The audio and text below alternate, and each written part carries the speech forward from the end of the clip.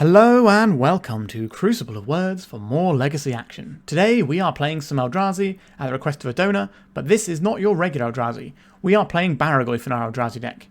With Abundant Countryside entering the format, a lot of the red Eldrazi decks have realised that they can start playing Broadside Bombardiers, and they have just about enough red sources to make it work because of this, allowing you to play your colourless and your red costs. So we're seeing if we can do the same with Barrowgoyf. This is the deck that the donor submitted. I made a few changes that I want to talk about. But let's just sort of go over what the deck's trying to do. Just normal Eldrazi stuff. You know, you've got your Reality Smashers, Thought-Knot Seers, Fleshrakers, Battlemages, Kozilek's Command, Linebreaker. The Obligator is one you see pop up every now and then. It's not always in every list as a 4 of. Sometimes you see none of it, sometimes you see a couple. We're running a couple today. And then obviously the Barrowgoyf. To make concessions for this, we've had to change the mana base a fair bit. And this is where I've actually made the changes from what the donor submitted. I wanted to add additional black sources because we have some actual black spells in the sideboard. I think casting black spells might be difficult with this deck, so I've tried to make that a little bit easier by including a starting town. So this is a land that taps for all of our colours, so all the Wastescape Battlemage colours, Eldrazi Obligator and Barrowgoyf taps for all of those, as well as tapping for colourless. So this is just like an additional Sulfurous Springs, what we're trying to do for the most part. I also took down the number of City of Traitors, and we went up on Eye of Ugin here, and we managed to get our coloured land in here. So the extra Eye of Ugin is really good when we're playing Urborg, because this then taps for effectively 3 mana on its own. So I wanted to kind of increase on that front and see how it felt. We might get stung by this a little bit, but I think this seems like a sensible thing to do if we're playing the Urborg. I don't know if we want to run 3 Urborg. That probably seems like too many. So hopefully we'll assemble this synergy at some point. And that's pretty much the main deck. The sideboard is as the donor submitted. They wanted to see how much we can stretch the mana base. Like, there's probably going to be some issues with our mana base here, but we're just trying to see how far we can stretch it and have a little experiment and exploration into what we can do with the mana and if we can start including these other spells.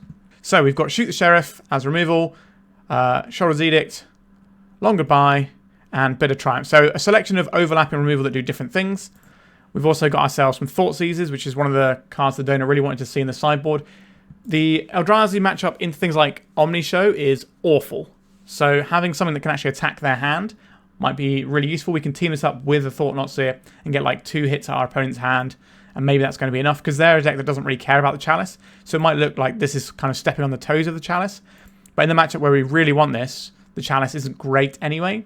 And then there are matchups like Storm where we can put this on 0 and then still Thoughtseize. So it might look a bit counter-synergistic, but it's actually going to work quite well, I think. We've got Null Rod, Disruptor Flute, just generic combo hate, and then some Graveyard hate in these Grafdigger's cages as well. So that's what we're playing today. I think this is going to be like a bit of a fact-finding mission to see how far we can stretch Eldrazi. And it's a little bit sad in some respects that you've got this massive, scary creature deck, but we kind of want to splash this other creature that's just really, really good. Barrowgoyf is bananas. Okay, let's get stuck into this one. Please remember to like and subscribe. It helps me out a lot.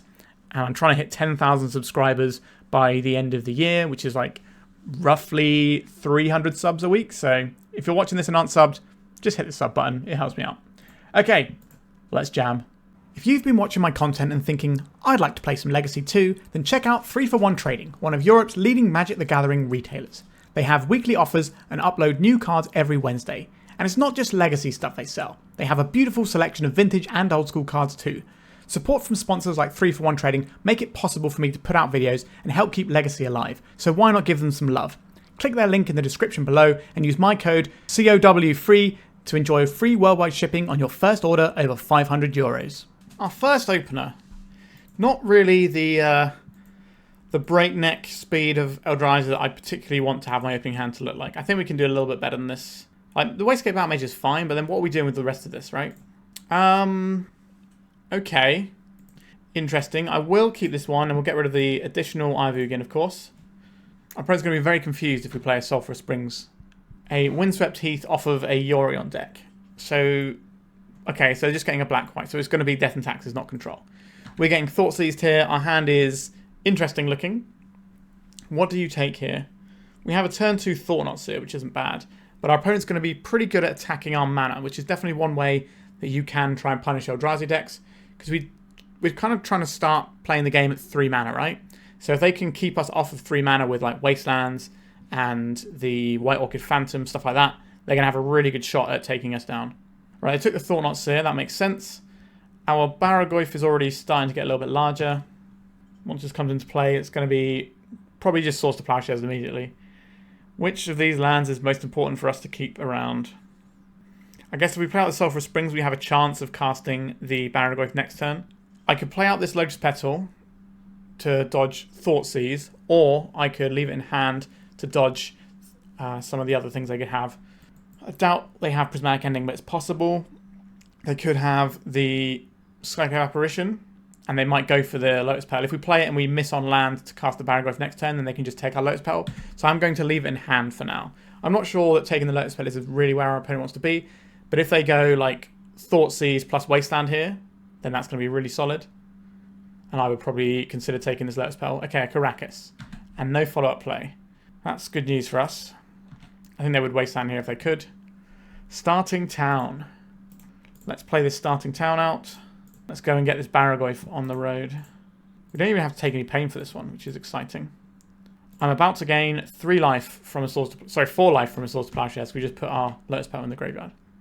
Now, there's obviously possibilities that other stuff happens. Okay, Failure. There's a whole bunch of scary things that can happen here. Okay, just a Swords to Plowshares. That's fine. Doesn't look like they're going to get a lot of Failure value here. And an Ether Vial. Sure. We can blow up the Ether Vial. We can bounce this creature as well. No, we can't, right? Because we only have 1 coloured mana we can rely on here. So we can play out this Eye of Ugin. So we need red and colourless for this. Let's bring the beats. I'm not really worried about a Vial on 1. It's when it gets up to 3 that I'm really worried. Or 2 can be a little bit annoying when they have a Failure, because they can just get some like Stoneforge and blink it. But I think getting the threat in this turn and then getting the Wastescape Battlemage in next turn to blow up this Ether Vial makes a lot of sense. And maybe we draw the mana source so we can actually fire in with the Wastescape Battlemage to bounce their Failure and really slow their roll. Alright, they're playing a Karakas as a Lotus Petal here. Not ideal for them, but I'll take it. Helps us out. Here is a Stoneforge. This is probably going to get pre-war Formal Wear, and then they're going to blink it and get Meteor Sword. That would be my guess of what's happening here. Oh, Lion Sash. Why are you getting a Lion Sash? Have they just got other equipment in hand? It's just a very weird one to get in this board state. There is a pre-war Formal Wear. That's the one I thought they were going to get first, to be honest. The Lion Sash is still a bit strange. How much damage can we do? Eldrazi Obligator we could play. We can kick this as well. We take this. This is 4 damage.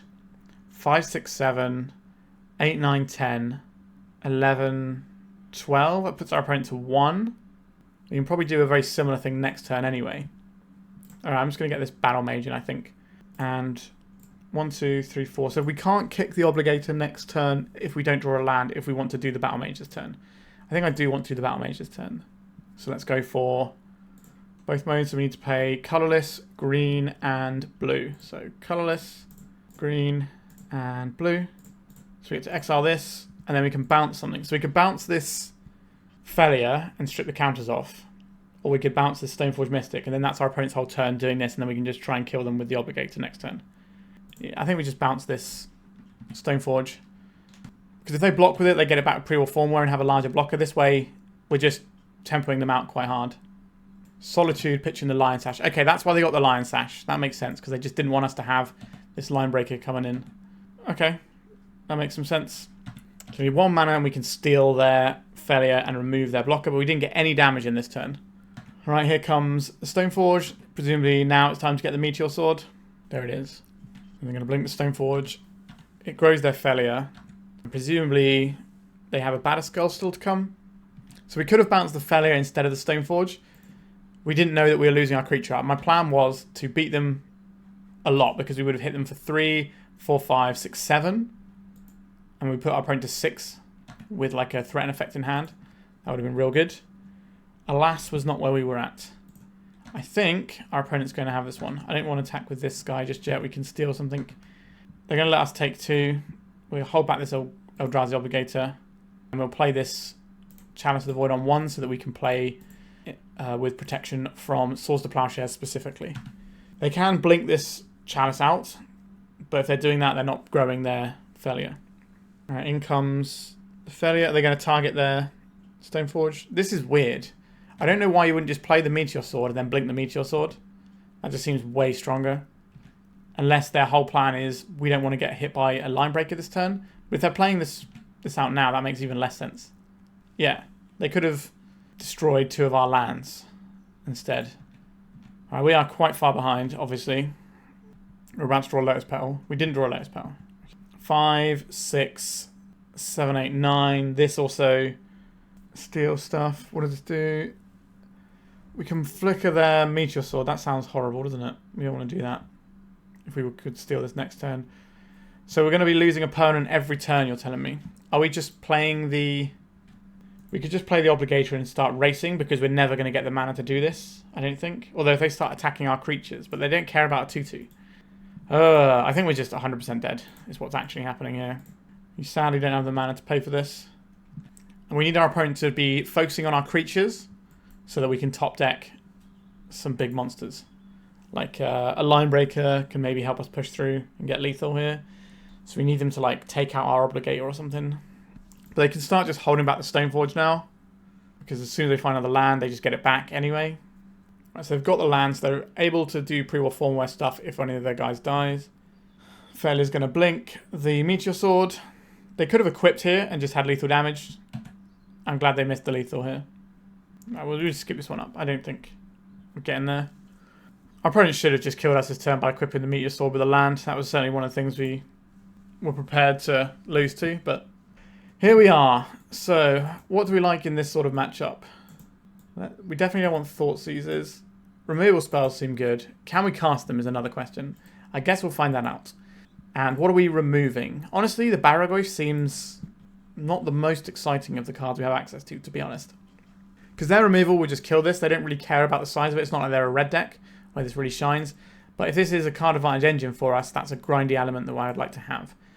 They don't necessarily make large creatures outside of things like the Cauldron, but a lot of these lists are cutting Cauldron. I think I'm going to remove the Obligators, and that's going to get us access to a couple of removal spells. And then if we want these other two, we're going to need to find another cut. Is a 5-drop a little bit sketchy versus our opponent's mana denial strategy? Potentially.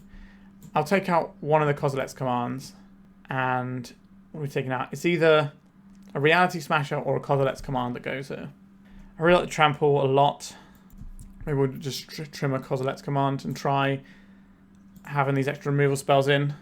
Because the best mode of this Kozilek's command is removal spell for us, unless we've got the Glaring Fleshraker and we're just like popping off. So we may as well just have a removal spell most of the time. Like there are situations where you can stop a pre-war formware from doing something using your Kozilek's command, which is okay. But we're generally being proactive rather than reactive. So we're going to be tapped out a lot of the time, just like applying pressure. So having a Kozilek's command like that isn't necessarily something we want to be holding up our mana for. We can't keep a 1-lander, so we're going to mulligan this one. Turn 1, Chalice is pretty interesting. This is the easiest of our creatures to cast. So I think I'm going to get rid of the Barrowgoyf for now. Even though we can't cast this Linebreaker right now. So this is no Ether Vial, no Source to Plowshares for our opponent. For a while at least. They can obviously deal with the Chalice as this game draws on. A Wasteland. This is why we kept all of our lands. Sheoldred's Edict. I don't know if we're going to be able to cast that. Thought-Knot Seer is a Stone Cold banger. Let's get that in there. Source of Plowshares, Failure, Flickerwisp. I don't particularly like the Failure. That can be very irritating. Let's take that. Failure is pretty much what these decks are built around these days. We're going to go and see a Surveil land at the end step, I suspect. Yep, there it is. Shadowy Backstreets. But we managed to blank 2 of the cards in their hand with this Chalice of the Void, which is nice. Problem is, the Flickerwisp will blink this and then turn them back on. We've at least slowed their roll with the Ether Vial, but the Source of Plowshares coming up soon is going to be annoying. Eye of Ugin. Let's just play colourless Eldrazi spells. Let's get stuck in and crack for 9.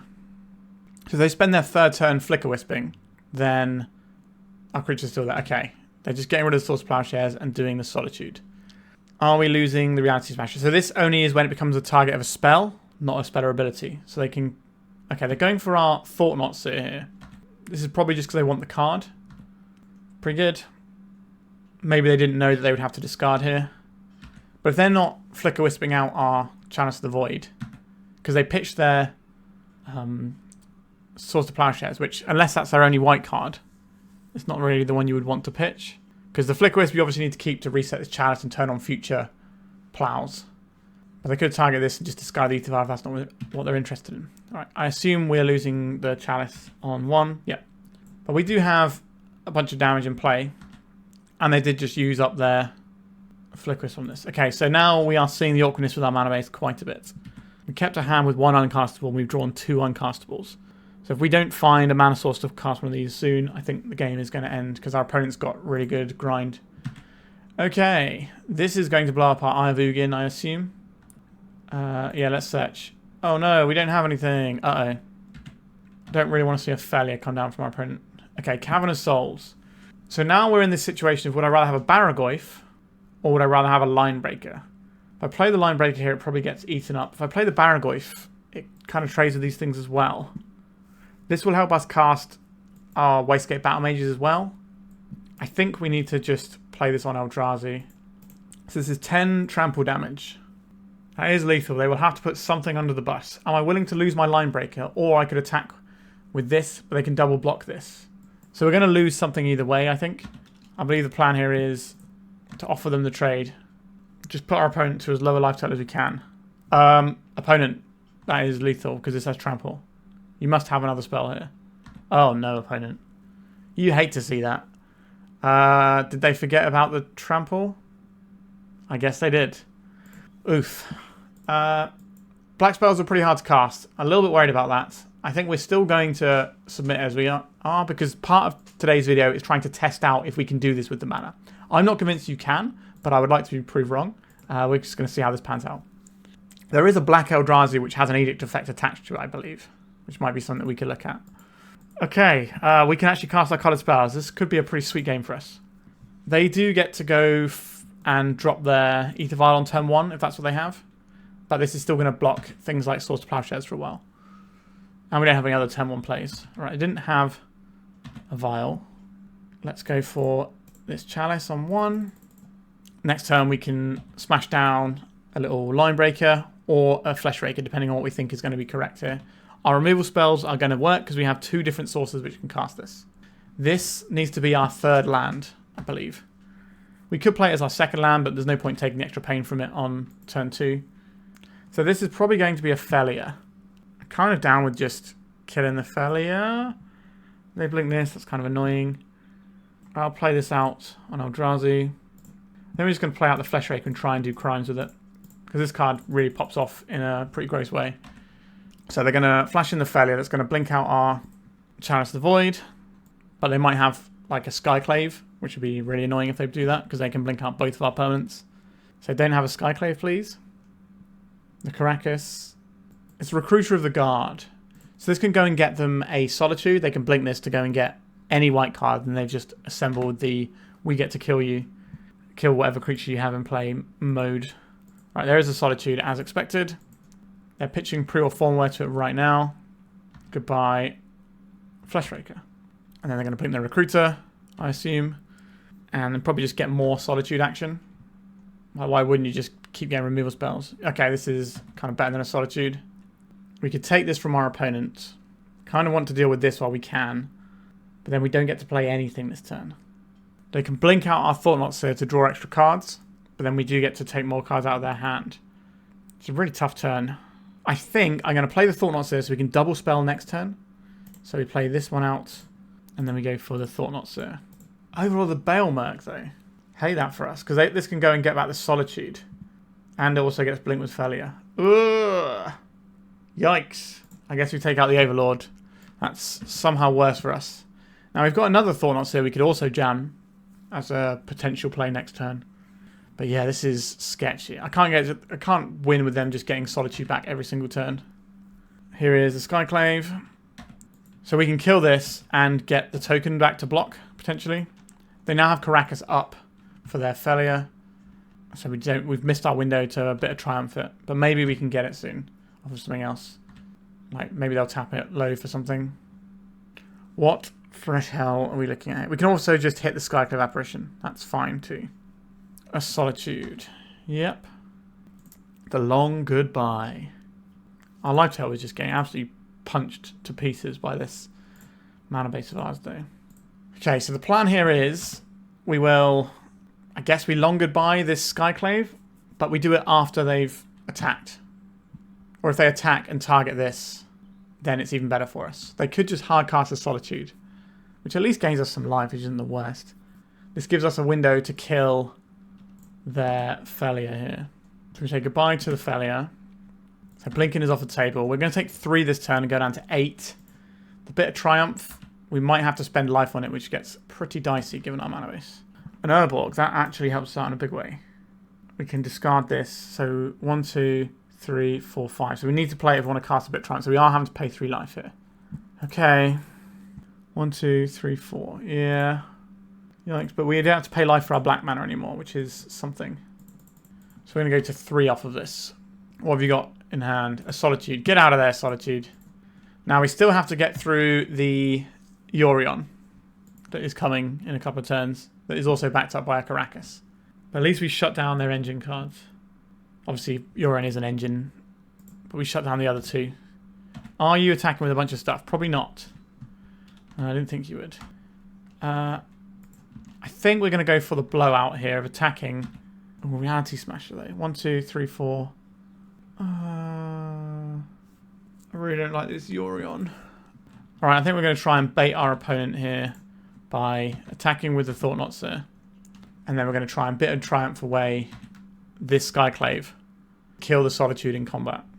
Because I think they'll want to attack. They're just going to go straight for this Yorion. They are. Do you not want to attack first, opponent? Cowardly.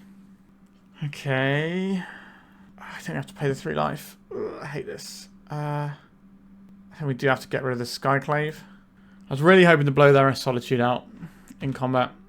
Also dislike this illusion that is a bird when it doesn't have flying. That's very misleading. So I'm going to blink these 2. But we can block. We can attack with this Reality Smasher. But we're going to be gaining 4 life this turn off of this Solitude. And then they're also going to be getting a card. Dicey stuff. Once upon a time, we used to play like 3 or 4 Urborg in Eldrazi just to try and make our lands tap for more mana. With our Eye of Ugin. Right, they've got a Flicker Wisp. Yeah, this is obviously a bit worrying for us. Sulfurous Springs. 1, 2, 3, 4, 5. Cast this guy. If we attack with everything, 4, 5, 6, 7, we die on the crackback. We need to keep back 1 blocker. Flicker Wisp can take this out, so that doesn't seem great. I guess we are holding back. We'll leave the Sulfurous Springs in our hand. Make our opponent think about it. Also, we might... Oh no, we only have 1 Bit of Triumph, so we don't have another thing to pitch this to, actually. I don't think we beat the Yorion blinks here. Because they're going to attack for 4, and then they're going to blink their whole board, kill our guys, and then we're just stuck. We're going to need to have a real good turn here. We could have let them have the Yorion blink to kill our board, and then just kill the Yorion, so they couldn't keep doing this.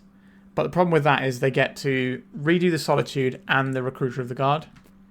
Oh, that's weird. Would you not want to just blink out my token? Alright, they've got this as well. Like, I think our opponent's got like a million different ways they can play this one and still win the game. But I would have been tempted to just blink out this token. Because if they give us some more life, this Yorion isn't lethal next turn. I guess the Yorion plus the Flicker Wisp is still lethal, so it's kind of much of a muchness. But yeah, they're going to take out our Smasher now. Just fearing the trample makes some amount of sense. I think we are almost certainly going to die here, though. Yep, goodbye. That is the end of round 1. It was a 2-1, so it was competitive, but we did just have some trouble casting our spells. And our opponent had to make a misplay. Now, we were probably still winning the game too, where our opponent made the misplay and let us trample through. But they might have been able to come back. It's certainly possible. All right, let's go to round 2. Okay, we can keep this one. This is a turn 2 Reality Smasher. Sorry, a turn 2 Linebreaker. We could try and play out this Fleshraker as our first thing and then just kind of pop off after that. This might be a play Eye of Ugin turn 1, see what happens sort of game. If we draw into a Chalice, obviously we'll just deploy that. We took our Glaring Fleshraker. So that means we can't really play out the Eye of Ugin to go for the Fleshraker line. Okay, what if we just attack our opponent for a bunch of damage this turn? What if we did that? 1, 2, and red. Right, 4 damage coming for your face, opponent. Another Lotus Petal, and we can get a Reality Smasher down next turn. Island and a Swamp. This could be like Doomsday, or it could just be straight up blue-black tempo. A Thought-Knot Seer. We're not casting our spells, right? Let's get stuck in. If you don't have a counter spell for this, you're in a lot of trouble. Feels like we're getting days, maybe. They're brainstorming in response. This could just be hiding cards. I don't know why, but I'm getting Doomsday vibes off of our opponent. Alright, Force of Will. Pitching Force of Negation. Attack for 4 again. This puts our opponent to 9. Next turn we have lethal damage. Cavern of Souls will be a pretty good draw here. Oh, there it is.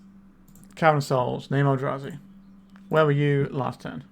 I guess it would have mattered last turn because of what we're trying to cast. Let's get smashing. So we're going to have 2 5/5 tramplers coming at our opponent. Alright. I don't know what they're playing, but Prismatic Vista, that kind of suggests ninjas to me, actually. What does that mean for us? I reckon bouncing some of their guys can be irritating. And these sorts of things are pretty good. Do I want to steal any of their creatures?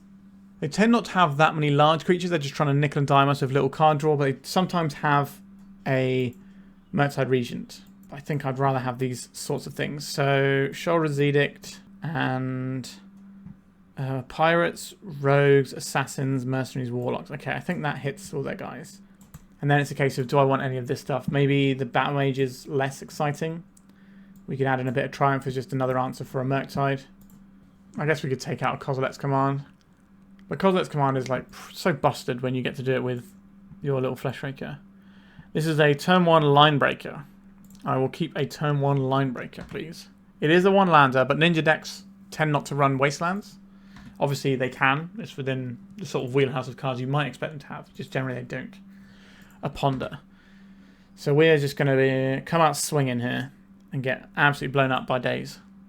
Oh, okay. I like this Fleshraker quite a bit. But I think we just need to get this Linebreaker down because this is our only use of red mana right now. If we use the Lotus Petal on a Fleshraker, then we just don't have anything going on because we can't cast our big Haymakers in the Linebreakers yet. Whereas any colourless land allows us to play Fleshraker. Let's get front foot forward, start smashing around. Ornithopter. See, I told you it was ninjas. The Prismatic Vista was enough. They missed on land, though. Eye of Ugin. How do I feel about Eye of Ugin? I think I'm going to play out this Fleshraker. And then I might just play this guy out as well. Get swinging for the damages. Alright, they're just scooping it up. Because what's going to happen here is we're going to give this Wastescape Battlemage +4. So we're going to have 4, 5, 6, 7, 8, 9 damage coming in this turn. And then we have probably a turn 3 kill. Yep, that was pretty decisive. Let's go to round 3. This hand is not sparking the joy I would like it to. Let's mulligan. Okay. First appearance of Abundant Countryside. We'll keep this one. I don't think... What do we even want here? I guess we just bin off the Lotus Petal. Is that true? We could just try and get like a turn 2 Barrowgoyf, but I like the stable mana a little bit more. Yeah, we'll get rid of the Lotus Petal. It's going to slow us down a touch, but I really value stability. Especially when we're trying to cast, you know, Barrowgoyfs as well as Linebreakers in our colourless deck. Sulfurous Springs. I will play this Ancient Tomb. They milled over a Wasteland. So I mean they have another one. Okay, we'll save this Wastescape Battlemage. If they're playing some sort of like Murktide Regent strategy, we can bounce the Murktide Regent. A Brainstorm. Okay, so the Barrowgoyf is now a 2/3. It's probably what we're going to cast next turn. I'm debating what we cast it with.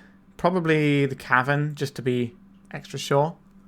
Wasteland. Okay, that little pipe dream is gone.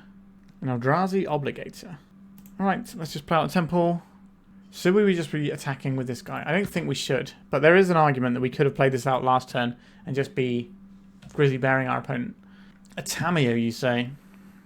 So now we definitely need to get some sort of clock going. Reality Smash. That is a clock, isn't it? Play this naming Eldrazi just to cover our bases here. Let's play a guy that can't attack very well into Tamiyo. So next turn we can Obligator or Barrowgoyf around days. A Kozilek's Command. Not the most useful card right now, to be honest. Well, we can try and hit the Tamiyo. I guess if we try and hit the Tamiyo and they flip it, then we can just attack it anyway. Right, I will exile target creature mana value X or less. And I would like to draw a card, I think. I'm not going to play into days here. They can obviously bounce it as well using their Caracas. They're going to bounce it. We still get the Scry though, because we are one of the targets for this. An Urborg. 1, 2, 3, 4, 5. We already have 5 mana. Let's get attacking. We've got Kindred in the graveyard now, so Barrowgoyf is going to be a little bit larger. They're just going to be cracking clues or playing failure by the looks of it. I guess the smash is just really good, isn't it? 1, 2, 3, 4. And some uncountable mana, please. If our opponent is missing land drops and having to spend their turn cracking clues, just sending pressure at their face is going to be really strong here. They might be able to Source to Plowshare as a smasher, but then it's going to cost them 2 cards. There is also a kind of neat trick you can do using the Eldrazi Obligator. You can target your own creatures and give it haste. So we might be able to do like an 8 mana line of playing this, giving it haste and bash in. That might cause our opponent some problems. Alright, they got the Riddler. I will certainly be obligating that one. So that's 5, 6, 7, 8, 9, 10, 11, 12, 13, 14. So we're going to have 14 damage. Not bad. You can also play the Chalice first. Ancient Tomb. This gives us more mana to play around days. I like that. Let's go for this. 1, 2. Do you have a Source of Plowshares, or do we just get to win the game now? We're going to Source of Plowshares our Reality Smasher. Understood. Are we obligating this turn, or are we just playing the Barrowgoyf? I think it's the Barrowgoyf, actually. I don't really want to see a Force of Will here. But then next turn we've got 4, 5, 6, 7, 8, 9, 10, 11, 12, 13. So we should be able to get through what our opponent's putting down. They might be in a weird situation where they have to like bounce their failure and replay it just to chump block, which is fine by me. But we'll see what they do. They're going to blink out our Chalice. Sure. This is going to turn on with their Source of Plowshares again. The menace that is Modern Horizons.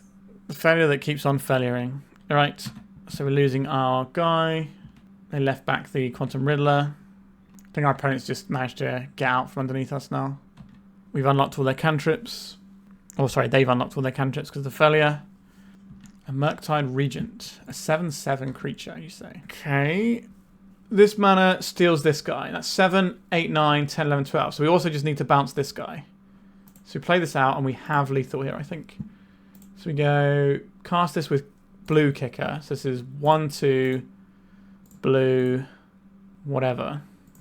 Because we want this one to be uncounterable. Okay, what's the exact text of this? Whenever you cast a spell, you may pay. Okay, hold on. I need to make sure I do this properly. So this needs to be tapped for this. And then we go blue here. And then this. Yeah, okay. I will bounce this Quantum Riddler so they can't block with it. And then we'll cast this uncounterably. And then, yes, I would like to pay the trigger. Okay, we managed to get there.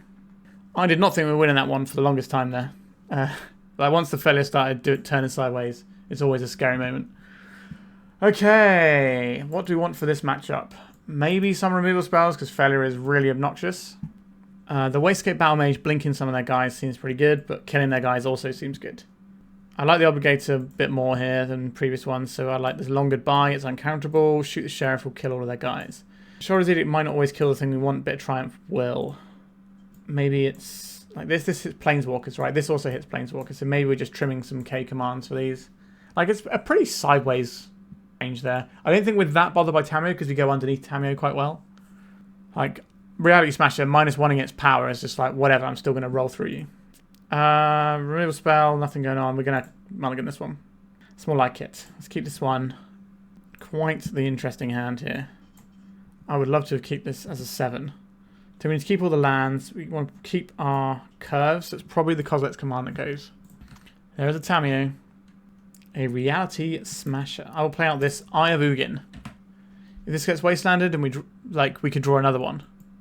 Whereas, you know, if our Ancient 2 gets wastelanded, we don't get to sort of make use of the legendary clause at all. So I quite like playing out legendary lands. Because if we draw another one of these, it's dead. I think I explained that. Are we getting brainstormed here? There's a wasteland. Goodbye, land.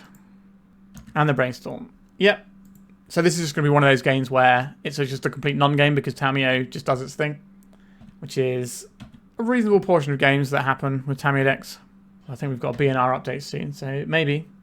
I guess we play out our countryside. Let's try and work out the most amount of mana we can produce. Okay, I think we just have to play out the Ancient 2. If they've got another wasteland, then we just don't get to play the game and it's just lights out. I could play this guy to attack as a 1/1 to pressure this, but I don't really like that very much. It buys us like 1 turn. Oh, they got another wasteland. Why are you not wastelanding us immediately? Why are you doing it in my upkeep when we're a deck that has things like Kozilek's command? That's so weird to me. Okay, we'll just scoop it up. We're just not going to beat this Tamiyo.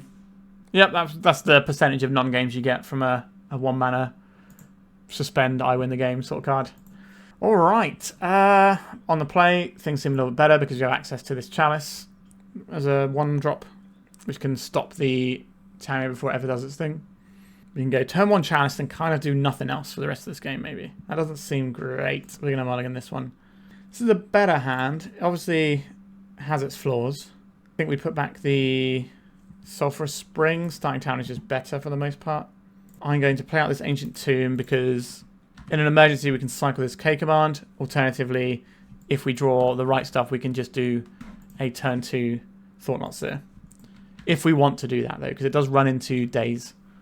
There's a Tamio. Thanks, I hate it. Eldrazi Temple. Okay, I guess we're just going to... Are we doing Kozilek's command around days? I think we'll do a Kozilek's command around days. I'd like to exile target creature, and would like to draw an extra card, probably. Let's just play around the days here. Long goodbye. Do I want that? I don't think so. Alright, so we managed to get rid of the Tamio. That's good. Have they got another one? Who knows? I really like getting this Chalice of Void in. But the problem is, if our opponent just goes failure, it's like, well, what are we doing now? You know? So I guess we go Eldrazi and jam down an uncounterable Smasher. This gives us the ability to make a uncounterable Thought-Knot Seer and also the Chalice of the Void in the same turn. Yep, here comes a failure. This could be the bane of our existence, this league. Are they going to make their Quantum Riddler? This is also a thing that the Beanstalk control decks have as a line. To just have the turn 3, 4, 6 blocker that draws them 2 cards on that turn. Containment Priest. Well, that's bad for different reasons, isn't it? So if you're unfamiliar with how this works, what they do is they blink our guy, and our guy can't ever come back because of the Containment Priest. So this is just tap, kill your guy. Alright, wish we had that longer by now, I guess. Eldrazi Obligator. Blinking this doesn't work because it doesn't see itself come back in, if that makes sense. Does it? No, I don't think it will work the way we want it to. Are we just 100% dead? Can we ever beat this?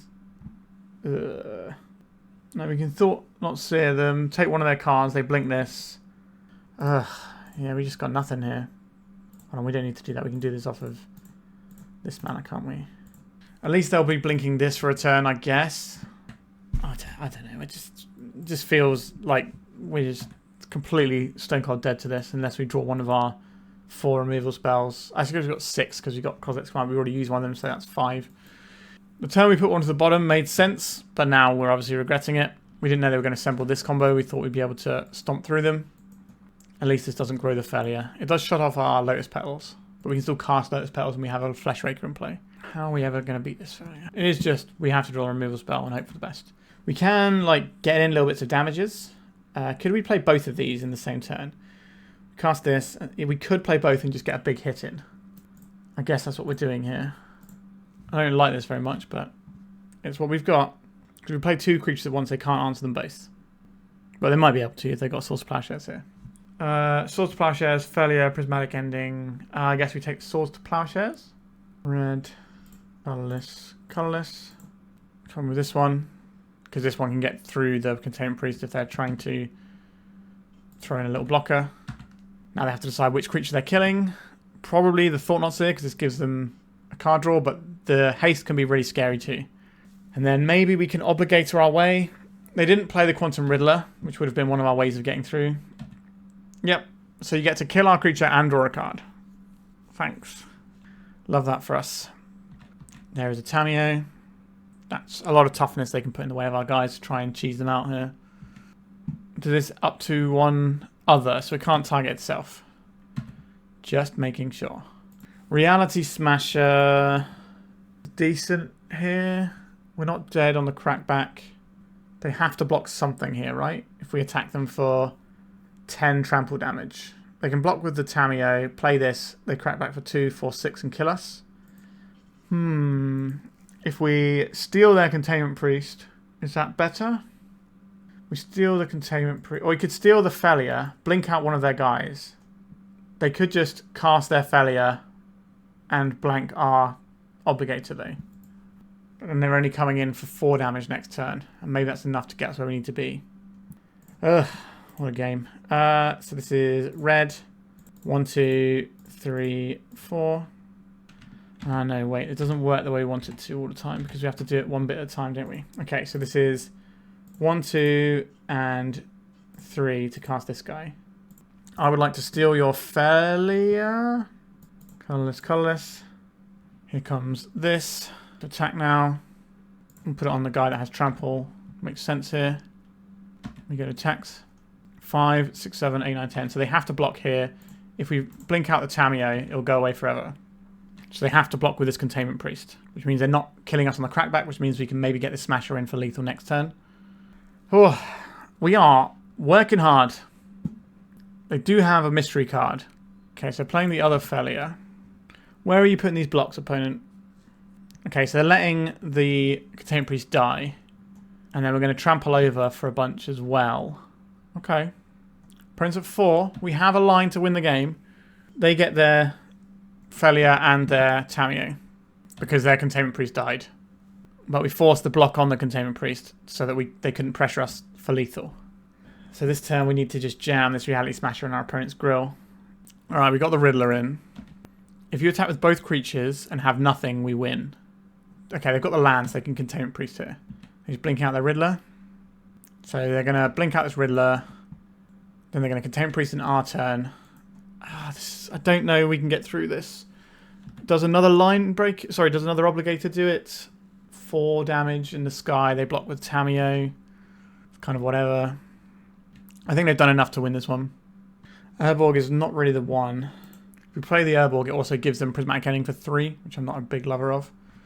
We could just make our Reality Smasher big enough. So we have 2 5/5s Tramplers. They block this one, they take 3. If we make this guy big enough, it tramples over and they have to block with... We need to make it so they block with the Riddler, right? Otherwise we're dead next turn. If we attack with both, they have to block with the Riddler. Which I need to... Actually, because they've got the fetch land here, this will trample over for 3 and that's exactly lethal, right? They block here, crack this, go to 3, play this, put this in front of it. They take 3 over the top. Alright. We might have managed to squeeze out a little victory here. Right, they're going to 3. If it's just a Containment Priest, that's fine. If they've got an actual spell, like a removal spell, then we're 100% dead here. Alright, Containment Priest. So this doesn't work unless my math is off. Because the trample is just going to go over the top and kill them. Sure. Alright, we managed to win against the failure deck using trample. Okay. Whew, that was tough. We got the GGs in chat. We really worked for that one. Let's go to round number 4. We're on the play. Okay, we can do stuff here. I guess we go turn 1, Eye of Ugin. Turn 2, Thought-Knot Seer. Turn 3, Barrowgoyf. It's a weird curve, but it's one we have access to. If we get wastelanded, it changes things quite a bit. If I was my opponent and I had a wasteland, I would definitely Snapwood off here. Valley of Golgoroth is a wasteland. You got me. Now we have to make a decision about which of these things we're interested in. Oh, lands. Yuck. This is a horrible matchup for us. This might be able to blow something up, but I don't know when. I think we actually just want to get pressure down now. Because we don't know how often we're going to have lands. Maybe this is just a what if we attack our opponent 10 times sort of game. Maybe get like a hasty guy in at some point to get that final bit of damage over. So we can't really cast any of the cards in our hand right now either. Uh-oh, there's a wasteland. Alright, let's just draw lands every turn. Cavern of Souls. I guess the Urborg is better for us. We're almost certainly dead to Life from the Loam. Expiration, land, Life from the Loam. We get 1 turn to operate and then we're dead, basically. Would be worst case scenario. Is that honest to goodness Grove of the Burn Willows? Can't say this is the particular version of it that I prefer. Sylvan Library. Maybe my opponent's like Green-White Depths? Yeah, it could be. Okay. Would I like a Barrowgoyf or would I like a Linebreaker? I think I would rather have a Linebreaker here. Let's play this on Eldrazi. Let's get stuck in... Oh, wait. Hold on. We need colourless mana to cast this, don't we? So this has to be colourless. This is black and this is red. There we go. Which is 7 damage. If we find a mana source to put another creature into play, we might be able to kill our opponent. Because this is worth enough damage to kill our opponent. Because this gives us +1 on the Linebreaker. As well as being a 3-power attacker itself. Urza Saga. That is not a Maze of Ith. Vibrance. What mode? Red mode. Sure. I don't like the art on this. I prefer the classic art. The regular set art. Like the little puppy. Alright. We drew an Eye of Ugin. I guess we're going to Thought-Knot Seer here. Punishing Fire and Stifle. Punishing Fire can kill one of our guys, so let's get rid of that. And it's gone for good. Let's attack for 2. We have lethal damage if they don't make a blocker with this Urza Saga. But I don't know why they wouldn't. There's a Tropical Island. Pithing Needle. You got it. What are you naming here? This also makes their Urza Saga larger, which is relevant. Opponent's got some wild stuff going on here, actually. Eye of Ugin. I don't think we're going to get to the stage where I'm actually activating this, so that's fine. This is a 3-power guy when they make it, so we could just attack with this Thought-Knot Seer on its own, and they either lose their guy or not. Either way, that's good for us. Let's cast this Barrowgoyf. And now our plan is Obligator, one of their guys. Now, there is a Stifle that we know about, which does stop the Obligator, so it might just be Obligator as a creature with haste, which is also fine. It's going to make a friend. Are they going to get like an equipment that gives it lifelink, like a Shadow Spear? They could get... Okay, there's an Expedition map here and a Thespian Stage. So representing some combo action right there. They can't crack this if we get the Obligator down. Abundant Countryside. I will play this and we'll do some maths. So this costs us red and colourless and this. So we can't get this Chalice to stop the Stifle. If I attack, we get 5 damage through, right? They're just dead. So we go red mana. And I'll steal this guy, I guess. So colourless and 1. You going to stifle this? We are going to stifle it, sure. I'm pretty sure we still have lethal here. I'll play out this Chalice of the Void thing. If we attack with everything, they block these 2, they take exactly 5, which is their life total. Seems to be we are getting exactsies on our opponent every time we kill them. Like whatever round it is. Okay. A bit of a tough one. Lands. Yikes. What have we got down here? An Edict effect. I'll take an Edict effect for Marit Lage.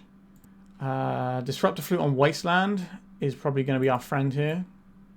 And that's about it. Chalice of the Void is kind of medium. They've got some interesting stuff going on there. I don't think we want the Chalices and we just have these things in. If we can put Chalice on 2 and stop Life from the Loam, sure, but that's not really our game plan. Our game plan is to turn guys sideways and then win game.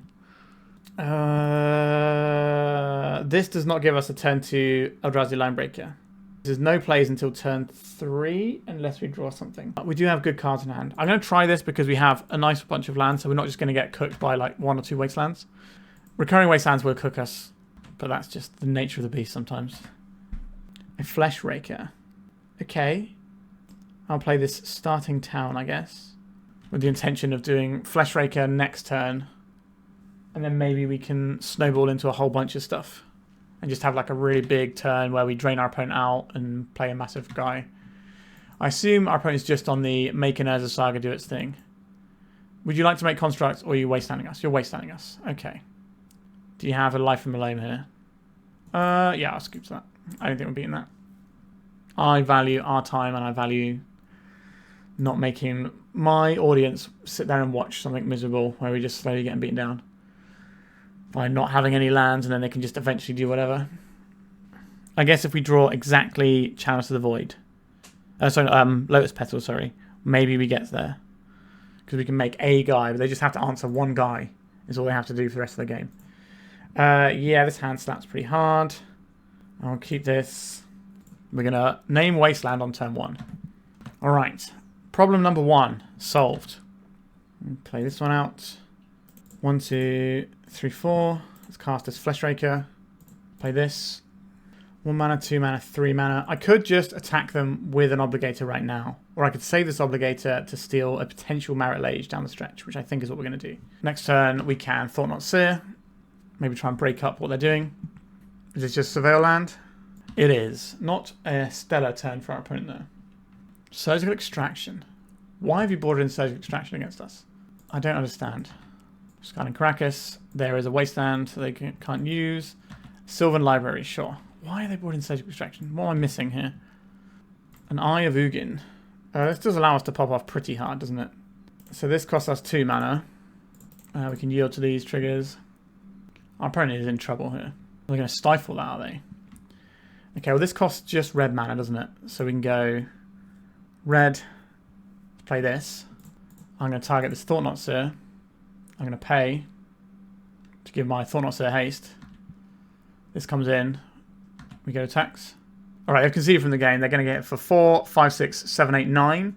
And then they're dead on the next turn. They didn't like it very much. 4 rounds down, and we are 3-1. I'm not sure how much the black cards are necessarily doing for us. We've certainly had a couple of removal spells here and there. It's just generally Eldrazi goodness that's carrying the day, though. We did lose to Death and Taxes. Alright, let's go to the final round and see if we can get a 4-1. Yeah. Like a Fleshraker. I'll keep this. I think we play out the Eye of Ugin, because if we draw an Ancient Tomb next turn, we have a pretty good time. Not a Wasteland. We're going to see a Tamiyo or a Ponder. It's a Tamiyo. Come on, deck. Come on. I think I'm willing to play out this Fleshraker because the upside of it resolving is so high. If they daze, then they daze. It was a force. Okay. So next time we play Fleshraker into Fleshraker. Not a Wasteland. Good news. Up the Beanstalk. Okay, we're like Bug Beans maybe? I hope you don't have another Force of Will. We at least got one out of their hand though. If they've got another free piece of counter magic this turn, then it is going to be annoying. Another Fleshraker to go with my Fleshraker. I did say I liked Fleshraker. Let's get this guy out. Let's yield to this. And this. Let's play this guy out. I think we might even kill our opponent this turn. I haven't done the maths. Certainly looks pretty close. Yeah. Okay, our opponent's scooping it up. Because each one generates 3 guys. Each guy deals 3 damage. That was pretty disgusting. Bug Beans. This blows up Beanstalk, the old Wastescape Battlemage. So that's something. Do we want any of these other tools? I don't think we want Grafdigger's Cage. They might have Wasteland and like a way of recurring it, like Life from the Loam. It's just something we could be looking at. I think Chalice is just really strong here. I don't know if we want this stuff for the Tamiyo. Like I could see the argument of bringing in these two just for Tamiyo if we're into that sort of life. They're probably going to have access to some big creatures like the Murktide Regent. I think stealing the Murktide Regent is pretty good, but these can kill Murktide Regent, so it's kind of comes out in the wash. This bounces Murktide Regent. Maybe it's just a couple of K commands become a couple of Triumphs or a couple of Planeswalker removals. I really like Chalice in this matchup, so I'm going to keep this hand. I'm going to play this Ancient Tomb. I'm going to play out this Lotus Petal to play around a potential daze, and then I'm going to play this Chalice for 2. They might have Witherbloom command, but they're not casting it in the immediate future because they start on an island. Right, here comes the Chalice, the Brainstorm before the Chalice comes down, so they can try and at least get use out of this card if they're not going to be able to do it. Maybe they find an answer, maybe they decide they don't need to find an answer. But it's always right to Brainstorm in that spot. Okay, this now means that Tamiyo can't come down and Brainstorm is going to be harder to leverage as well because they're not going to be able to cast it. You can just go Green Source Beanstalk and then start coming for me. There is a Beanstalk. Okay, we have a plan for this. We go Cavern of Souls, naming Eldrazi. I'm going to cast this with Kicker. We're going to blow up your Beanstalk. No value for you. Like, it replaces itself, so it's kind of whatever. Maybe we're going to be looking to do a Chalice for 2. If we have Chalice on 1 and Chalice on 2, our opponent might not be able to win this game. Technically, they're going to have ways that they could win. They can just play a bunch of cards and play a Murktide Regent. You know, that's still all well and good. Sheoldred's Edict. Am I willing to burn my Lotus Petal, which is my only black source? I don't think I am. I think we're just going to attack first. 1, 2, 3. I guess we don't have to burn the Lotus Petal, actually, because we can use it. This is 2 mana on this. Orcish Bowmasters, you say? Do I care about Orcish Bowmasters? Not particularly. Are you going to trade that off? Sure, that's fine. I think our plan is to just shut off 2 drops. We could have done this pre-combat, maybe. We know we're not walking into Bowmasters. Okay, we need our deck to deliver some creatures now. Our Sheoldred's Edict is shut off. So this isn't an answer to Murktide Regent anymore. But almost our opponent's entire deck is going to be stuff that runs into these Chalices. The fact they're running these in now means they're just trying to Murktide Regent us, which is obviously not the best thing for us. We can steal the Murktide. It's not going to be that big though. Just what, a 5/5? Like obviously that is pretty large. But we might be able to bounce this if we draw the Wastescape Battlemage as well. A starting town. It's not great here, is it? Do I want to steal their guy? And we bash them for 8. If we find another one, we get to bash them for lethal. But this cost us a tap of our Ancient Tomb. 1, 2... Red. We could have done this in the way that didn't cost us our Ancient Tomb, but I wanted to get this starting town down. Maybe that was just not relevant. We should have just saved our life. Yeah, I could definitely see that being a better play here. Now, if our opponent attacks this Murktide region, it also opens up things like the Reality Smasher to come through for lethal. Or actually not quite lethal, but close to lethal. Depending on what they do. This would be 8. Yeah, we need another Obligator. Sending in the Clowns. I don't know how many spells they have that they can actually cast in their deck. Sulfurous Springs. That'll do. Didn't get there. If we didn't play this Chalice for 2, we still couldn't kill this because they would just sacrifice their Bowmasters. Okay, I think we just go back in again. Again, I don't think we care about the Bowmasters very much. It's just the Murktide. Let's just jam. Alright, this hand seems pretty good. I would have liked to be able to play the turn 1 Chalice. But I'll happily just go Linebreaker, Linebreaker, Thought-Knot Seer. A Wasteland. Okay, we're going to play this game, aren't we? That is bad news for us. Sulfurous Springs, go. We do have 1 fewer land, but we also don't have any disappearing lands compared to regular Eldrazi builds. Cavern of Souls. Name Eldrazi. Let's do this. They'll probably Force of Will this because they know their Force of Will isn't going to hit any of our Eldrazi. So I wouldn't be surprised to see this get interacted with. We could see like a Daze. Or is this going to be Brainstorm, see if they can find an answer, or at least get their Brainstorm use before it goes away. Alright, so they did Force of Will it. So a nice little 2 for 1 there. Little colourless Hymn to Turak. What are we doing now, opponent? This Fetchland gives them Revolt for removal spells that can kill our Eldrazi Linebreaker, like Fatal Push. Okay, so playing something now, which means that we're probably just going to be playing a threat this turn rather than the Void. Green and black. Is this going to be a Witherbloom command getting back this Wasteland? Definitely incentivize us to get some pressure downs if they're just messing with our land drops. It's whatever. This is turn 3, and they've already played a land for the turn, so yeah, okay. We're not going to hit that turn. An Urborg. This kind of helps our opponent out. I don't want them to know that we have another Cavern. Let's keep that a little secret. So colourless, red, and whatever. Let's get attacking. 4 damage this turn, and then they both swing for 5 next turn. So if they spend this turn wastelanding us and not necessarily doing much, that would be nice. Yep, goodbye Cavern of Souls. Fatal Push our guy, that's also very good. But we do get to crack in with another threat. Name Eldrazi. Colourless, red, and whatever. In we come with a Linebreaker. Puts our opponent to 11. Beanstalk time. We're going to hit our opponent for 9 next turn, I think. We're going to use our... Okay, we just Sheoldred. Okay, sure. Not Beanstalk then. We're going to use this as a Lotus Petal. Eldrazi Temple. We don't have to do that now. Let's go for 1, 2, and these. An uncounterable Thought-Knot Seer. They have removal spells out the wazoo here. I don't particularly want them having this Murderous Cut to go with their Beanstalk. So I think we take this Murderous Cut. It's unfortunate they're going to get to draw a card here. But maybe if they Sheoldred's Edict this turn, then we can try and play a Chalice for 2. You draw a card, you get a land. You didn't get a land. Okay, we know they don't have Force of Will this turn either. So this should resolve. A Big Daddy Barrowgoyf. That's nice, isn't it? We took this Murderous Cut, actually, so we don't know if this resolves or not. 1, 2, 3. Barrowgoyf. And then I will play this Chalice on 1 while the getting's good. This is going to shut down Fatal Pushes. We took their other removal spell. If we can connect once with Barrowgoyf and get a threat, that's going to feel good. Now, the Bowmasters is probably just going to be jumping in the way saying, get down, Mr. President. I need to sacrifice myself so that our opponent doesn't draw a card. But that's not really an optimal way of using Bowmasters. Alright, here it is. Yep, ping my face. Eldrazi Temple sucks. That's not what we want. Let's get a bunch of life and kill one of their tokens. Yep, they can make more if they have more Bowmasters. So it's always worth giving up the Bowmaster token first in a matchup like this. Would like to draw some big monsters, please. Here comes the Beanstalk turn, I think. This is where the game can really start turning for our opponent. Oh no, they want to blow up our Chalice and get back a Wasteland. Are they taking out our Cavern of Souls or our Eldrazi Temple?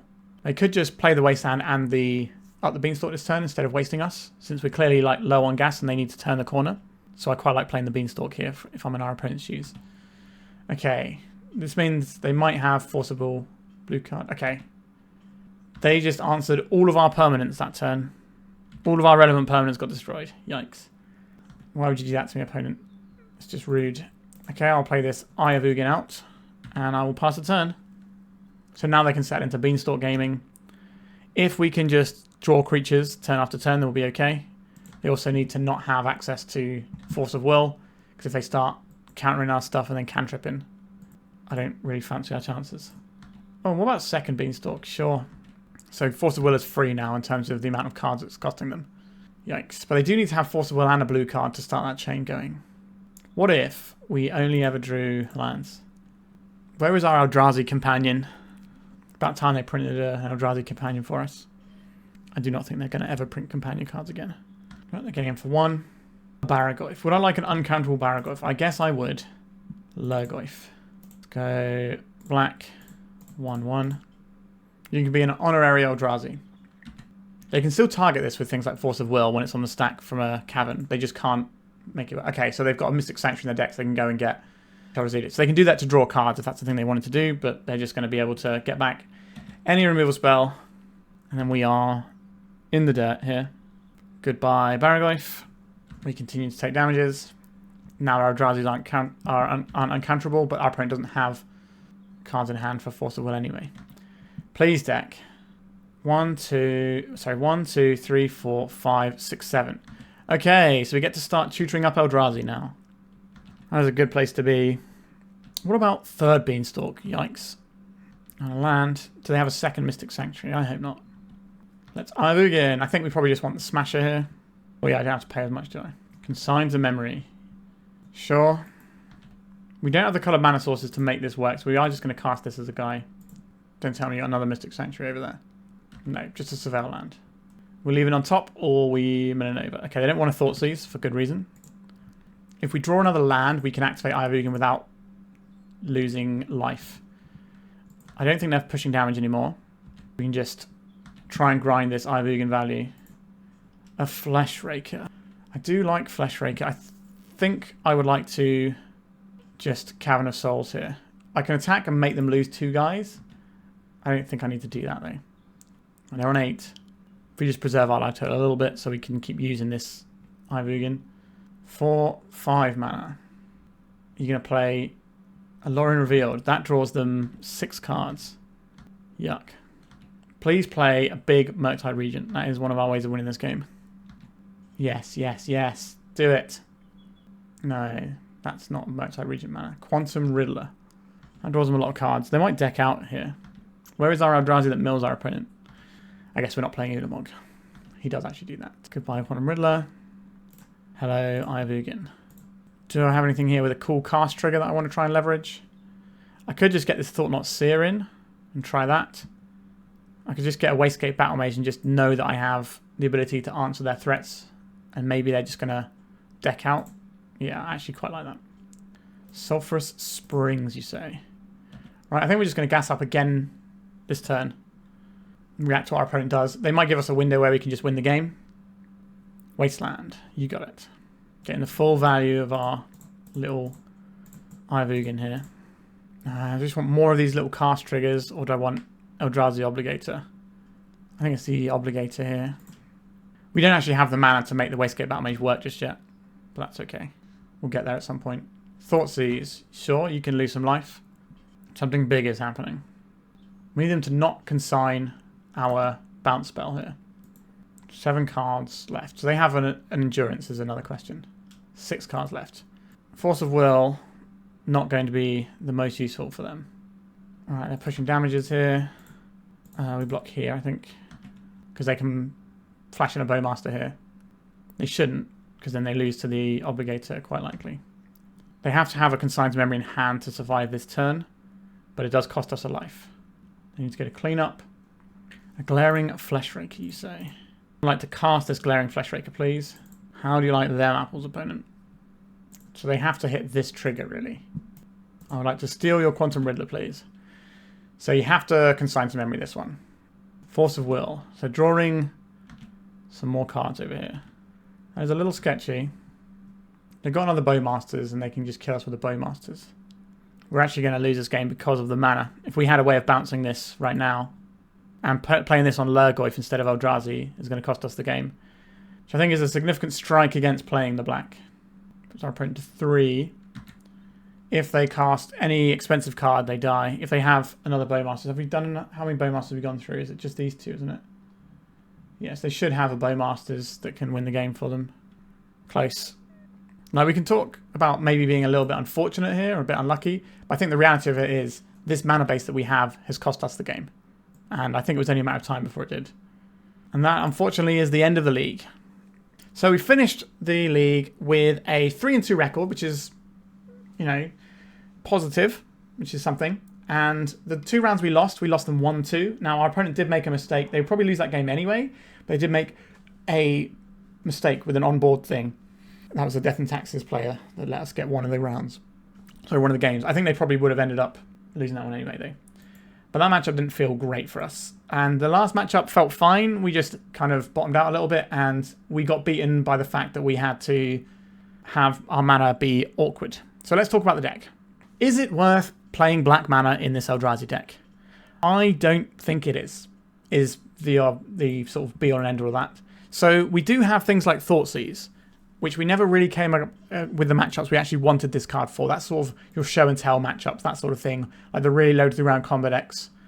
That's kind of where we want this. But we didn't ever bring it in. That doesn't mean it's wrong to have it in the board. But there are definitely hands where we wouldn't have been able to cast it even if we did bring it in. Like the black spells we did bring in sometimes rotted in our hand. And Barrowgoyf is fine.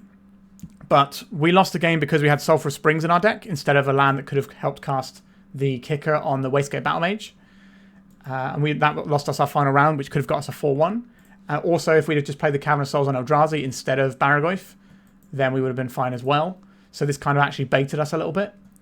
If you wanted to play other colours in Eldrazi, I think you can do that though. But I think trying to play other colours of mana and having access to the spells is just a bit much. If we just were playing creatures, then I think we could probably handle that a bit better.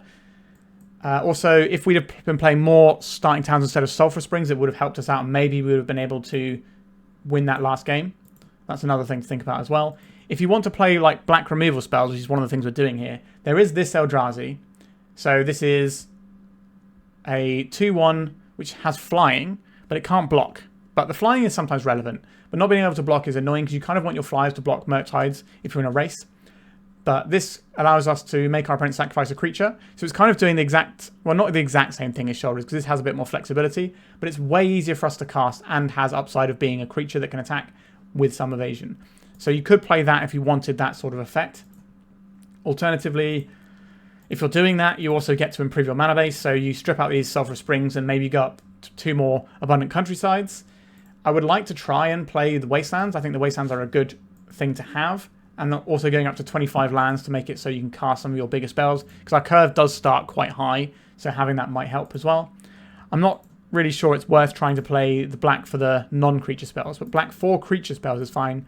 We didn't really play matchups where the Barrowgoyf got to do anything. This is obviously very good in like red matchups. But we hurt ourselves quite a bit with like lands like this to help cast it. But if we're just playing it off of things like Abundant Countryside and the Urborg, then all of a sudden the Barrowgoyf is easier for us to cast whilst like not cutting ourselves off another colour with our Cavern, with our Sulfur Springs or whatever. And then we also get to save life points in the matchups where Barrowgoyf is good anyway.